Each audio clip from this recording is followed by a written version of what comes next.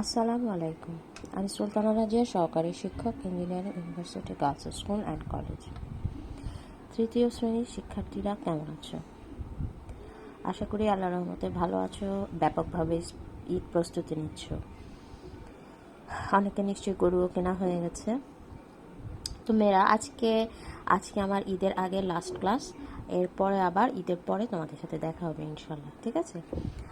তো গত ক্লাসে আমরা টাকা পয়সা সংক্রান্ত যোগগুলো করেছিলাম। আজকে আমরা টাকা পয়সা সংক্রান্ত বিয়োগ অঙ্ক করাবো মেয়েরা। পৃষ্ঠা ৭৯। যোগ বিয়োগ মেয়েরা তোমাদের একটু খটকা লাগতে পারে, কিন্তু যদি একটু মনোযোগ দিয়ে দেখো তাহলে কিন্তু অঙ্কগুলো খুব সোজা। আমি দেখো উদাহরণের একটা অঙ্ক প্রথমে করতেছি।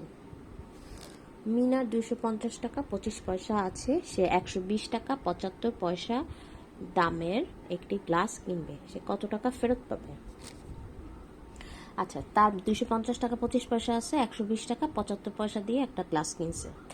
সে কত টাকা ফেরত পাবে? আমরা এটা বুঝতেই পারতেছি, এটা হচ্ছে বিয়োগ অঙ্ক। তো আমরা বিয়োগটা কিভাবে করব আমি তোমাদেরকে সেটা একটু দেখিয়ে দিচ্ছি মেয়েরা। 250 টাকা 25 পয়সা, 120 টাকা 75 পয়সা। আচ্ছা, এটা কিন্তু যোগের মতো না, একটু খেয়াল করবে তোমরা। আচ্ছা, এবারে দেখো আমরা 25 থেকে 75 বিয়োগ করব। আচ্ছা, বিয়োগ কিন্তু সবসময় বড় সংখ্যা থেকে ছোট সংখ্যা হয়। আচ্ছা, এখানে 25 ছোট সংখ্যা, 75 বড় সংখ্যা, তাহলে কি আমি 25 থেকে 75 বিয়োগ করতে পারবো? পারবো না। দেখো আমরা এখানে লেখা আছে, এক্ষেত্রে আমরা 25 থেকে 75 বিয়োগ করতে পারি না। তাহলে কিভাবে হিসেব করব? তাহলে আমরা কি করতে পারি? বিয়োগের মতো 1 টাকাকে পয়সাতে আনবো। আমরা জানি 1 টাকা হচ্ছে 100 পয়সার সমমূল্যের। মানে হচ্ছে যদি 1 টাকাকে পয়সায় নেওয়া হয় তবে নিচের হিসেব হবে। আচ্ছা, আমি তোমাদেরকে করিয়ে দিচ্ছি অঙ্কটা, একটু দেখো।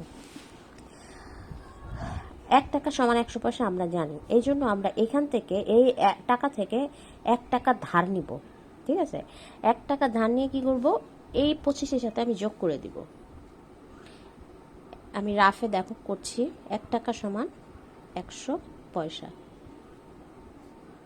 আমরা এটা জানি। আমি এই সাইড 1 টাকা থেকে 100 পয়সা ধার নিলাম, মানে 1 টাকা ধার নিলাম। এই 25 পয়সার সাথে তুমি যোগ করে দাও, তাহলে হয়ে গেল 125 পয়সা। এবারে তুমি কি করো? 75, এবার দেখো এই 25টা কত হয়ে গেল? 125 হয়ে গেল। এবারে তুমি 75 কি করবে? বিয়োগ করে দিবে। এবার কিন্তু সংখ্যাটা বড় হয়ে গেল, এখন আমার বিয়োগ করতে কোনো সমস্যা নেই। তাহলে আসো আমরা বিয়োগ করে দিই। 5 থেকে 5 গেলে 0, হাতে নাই। 12 থেকে 7 গেলে 5,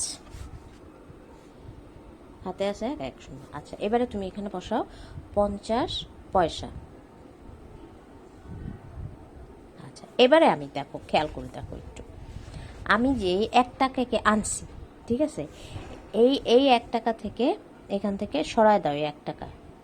তাহলে 250 থেকে যদি তুমি 1 টাকা সরায় ফেলো, কত থাকে?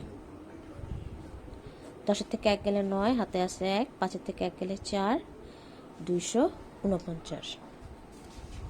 হ্যাঁ, আচ্ছা, তাহলে আমার এখন এই 250 হয়ে যাবে 249। এই যে 1 টাকা আমরা আনছিলাম, আমি এবার ওর কাছ থেকে বিয়োগ করে নিলাম, যেহেতু 1 টাকা এখানে চলে আসছে। এখন তুমি 249 থেকে 120 বিয়োগ করে দাও। 9 2 1। তাহলে আমার দোকানদার আমাকে ফেরত দিবে 129 টাকা 50 পয়সা। ঠিক আছে? আচ্ছা, কঠিন মনে হচ্ছে? আর কয়েকটা অঙ্ক করলে দেখবা তোমরা পেরে যাবা। 129 টাকা 50 পয়সা। আচ্ছা, আর এবারে আমি দেখো এখান থেকে কিছু অঙ্ক করাই। 1 নাম্বারটা করি। 85 টাকা 60 পয়সা,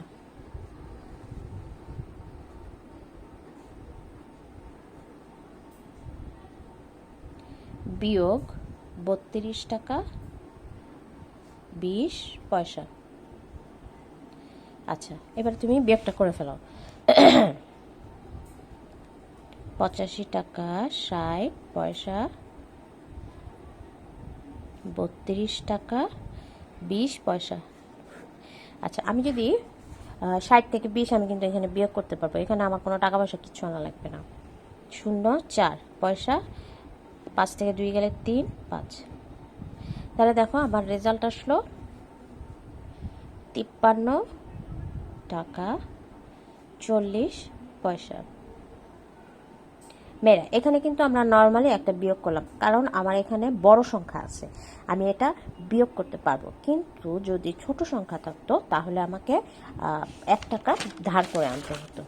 আচ্ছা, এবারে দেখো 2 নাম্বার অঙ্কে যদি আমরা দেখি, 380 টাকা 90 পয়সা বিয়োগ 210 টাকা 45 পয়সা। 90 বড়, তার মানে ওকে ধার করতে হবে না। আমি এই অঙ্কটা দেখাবো না, এটাও তোমরা পারবে। আমি দেখাবো 4 নাম্বার অঙ্কটা।